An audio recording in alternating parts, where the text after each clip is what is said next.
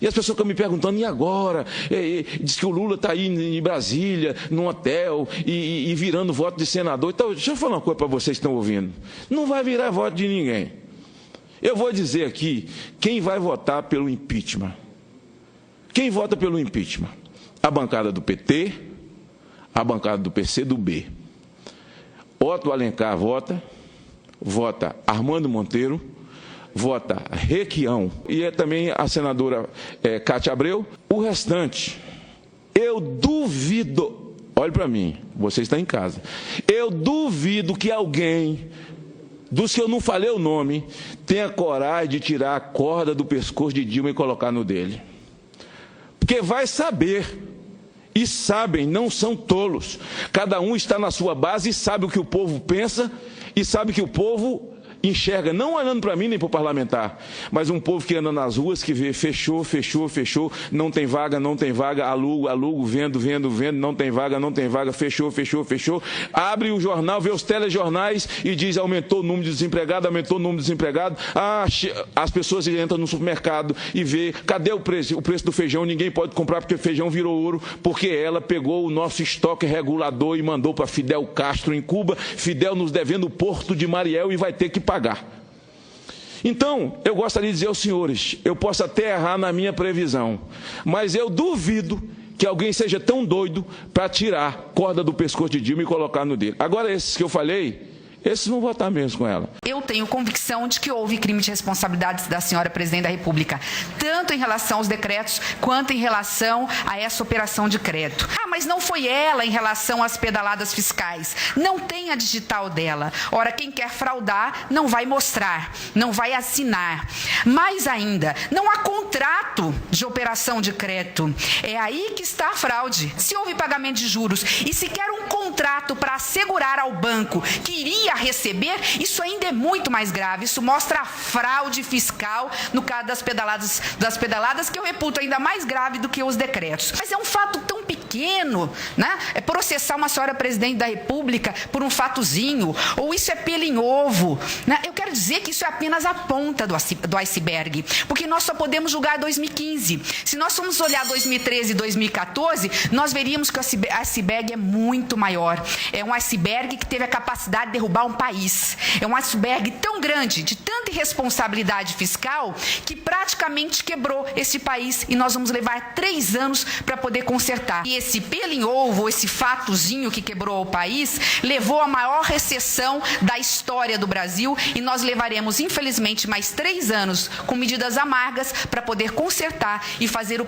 país voltar a crescer. Mas eu queria dizer que a OCDE, que é a Organização para a Cooperação do Desenvolvimento Econômico, hoje informa que o Brasil terá o pior desempenho na criação de empregos comparado a 43 países da OCDE. Esse relatório também faz uma previsão de um saldo negativo de 1,6%.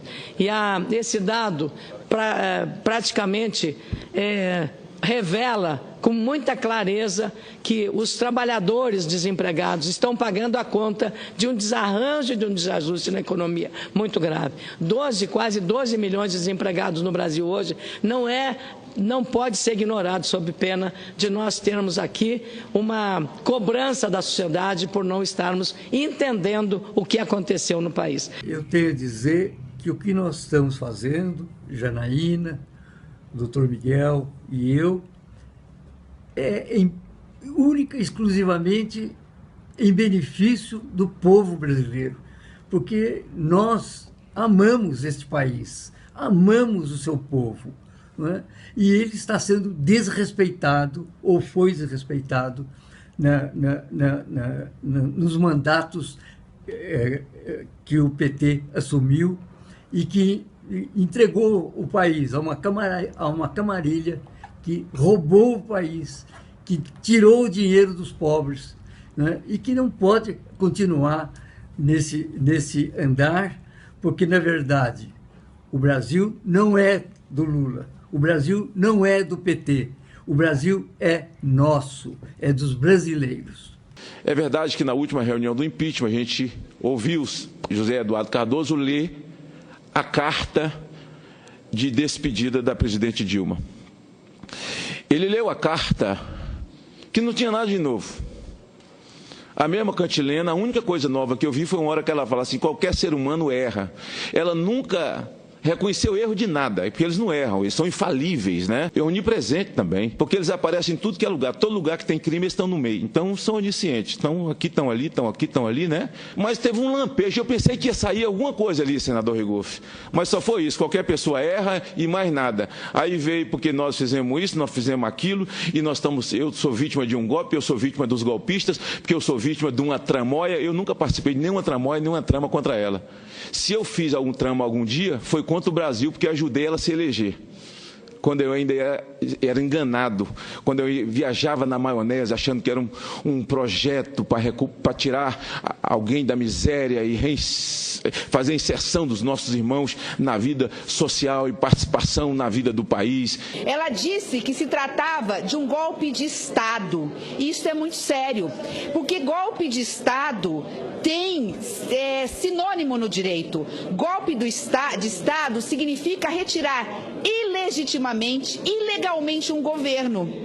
E eu quero perguntar, né, onde está o golpe de Estado num processo de impeachment que é previsto na Constituição, onde se deu ampla defesa, contraditório, oitiva de testemunhas por mais de 200 horas, onde em cada decreto mínimo de 2, 3 linhas foram 8 testemunhas se pronunciar. E mais do que isso, além do respaldo popular das ruas, um golpe de Estado, entre aspas, comandado pelo guardião da Constituição Federal, que é o Supremo Tribunal Federal. Então, de tudo, a única coisa que eu tenho a lamentar é que vai ficar registrado nos anais desta casa e na história da senhora presidente da República, que ela mais uma vez desrespeitou o Congresso Nacional, mais uma vez ela não está entendendo o que está acontecendo e mais uma vez ela rasga a Constituição quando ela trata um processo legítimo, independente do resultado agradá-lo ou não, como um processo ilegítimo e ilegal. O Brasil sabe quem deu o golpe. O golpe de encerro foi no processo eleitoral, quando Mr. M escreveu a sua novela e encontrou uma atriz capacitada, Dilma Hanna Rousseff, ou Vanna Rousseff, para interpretar a peça Mentirosa. Mas eu queria perguntar, me responda só uma coisa, senhora presidente, a senhora mentiu ou não mentiu? Imagine se tivesse PROCON para o processo eleitoral. Imagine os senhores, um cara que tem uma lojinha que vende ventilador, televisão usada, e ele mente para o cara que compra o ventilador para ele. Fala que tem 3 giros e só tem um. Aí o cara vai atrás de Celso Russomano. Celso Russomano denuncia o cara, chega dentro da loja do cara com a televisão e o cara se gela todo para não ser preso e dá um novo. Mas no processo eleitoral, uma mentirada que essa mulher contou para a nação e fica por isso mesmo. E não pode ficar, senador Ataíde. Por isso, essa ex-presidente perdulária, mentirosa, que destruiu essa nação, juntamente com seus asseclas, haverá de ser banida definitivamente da vida política da nação brasileira. Logo, a presidente afastada que tanto disse que não tinha direito à defesa, que estava lhe sendo cerceado o direito à defesa. Entretanto, quando chega o momento dela fazer a defesa na comissão do impeachment, o que faz ela? Manda uma carta. Então, me lembrei até de um verso do milionário, do saudoso milionário, né?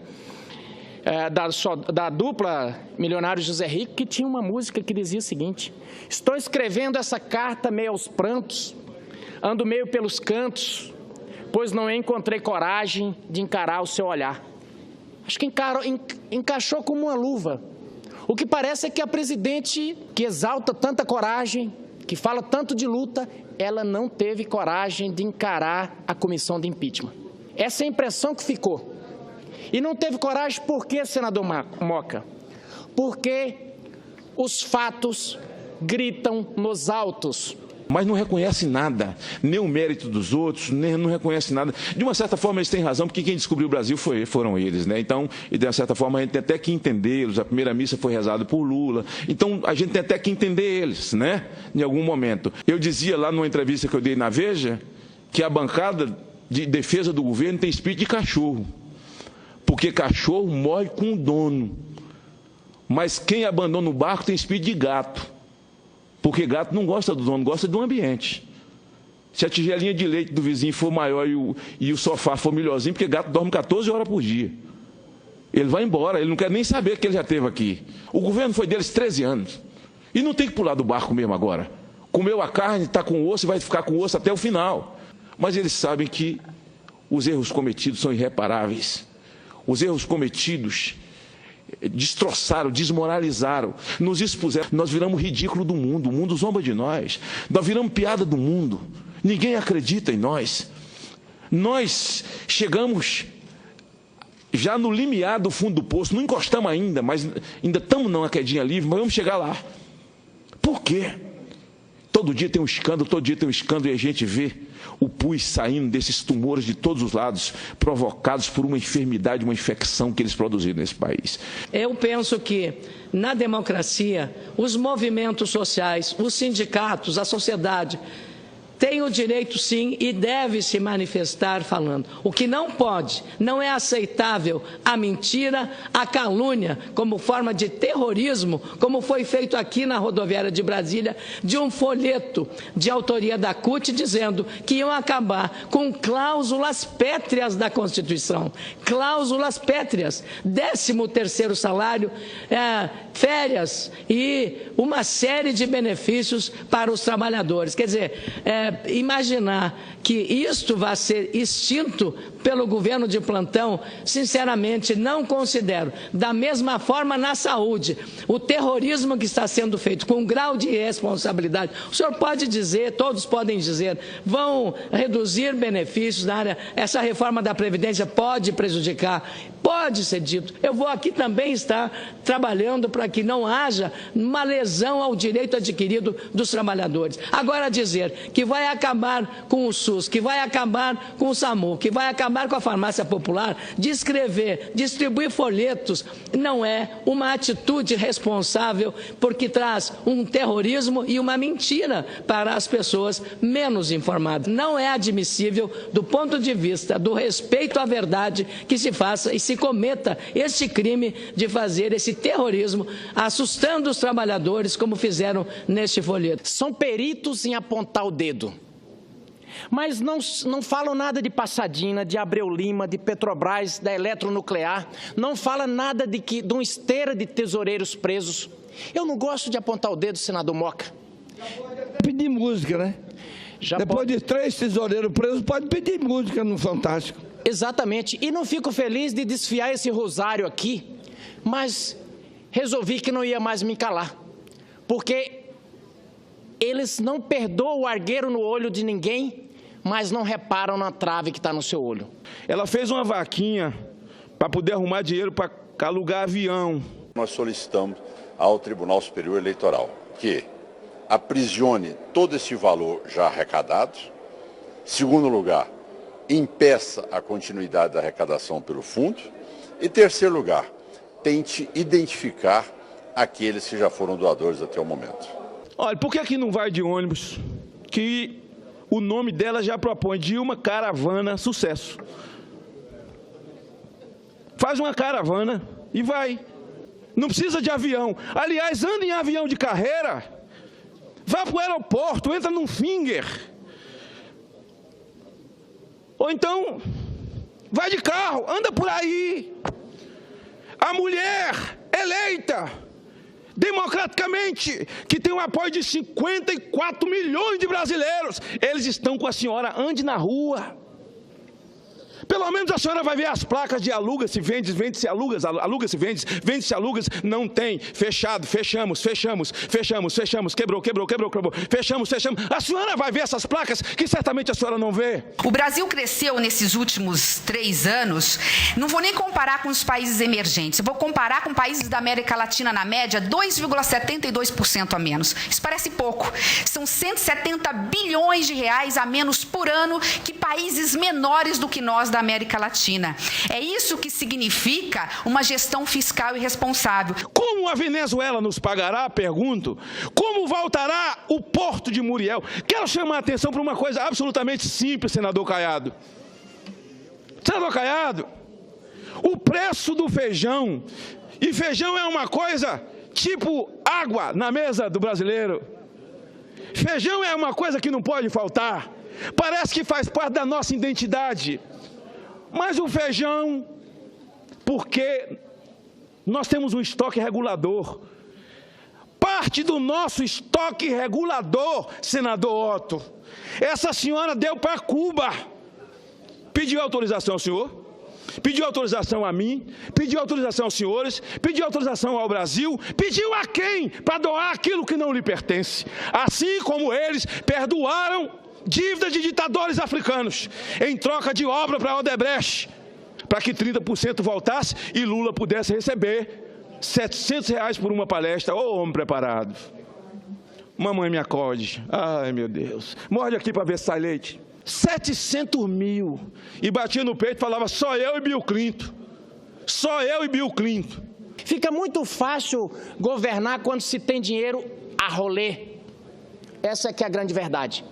Então não tinha limite para nada. Podia gastar o que quisesse com educação, com saúde. E hoje me surpreende muito alguém falando aqui em legado quando nós estamos em 100º, 31º lugar no mundo em termos de qualidade em ciência e matemática.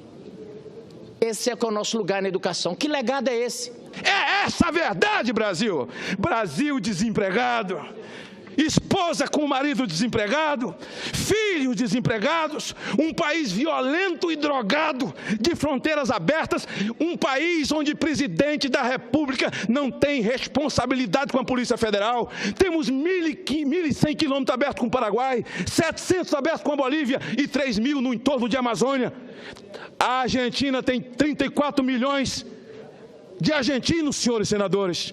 Tem 48 mil homens da Polícia Federal. Nós temos 204 milhões de brasileiros. Nós não temos 12 mil homens operacionais na Polícia Federal do Brasil, com tanta fronteira aberta. E viva a Polícia Federal, pelo bem que tem feito a esse país. Temos que vir aqui fazer esse contraponto, porque não é possível que um grupo que está boa parte dos seus dirigentes preso, que só o baixo clero sobrou para fazer a gritaria, tente se sobrepor sobre a verdade desse país, sobre o que está acontecendo de fato, que na verdade, isso que está acontecendo é o legado, é a herança maldita de um governo perdulário.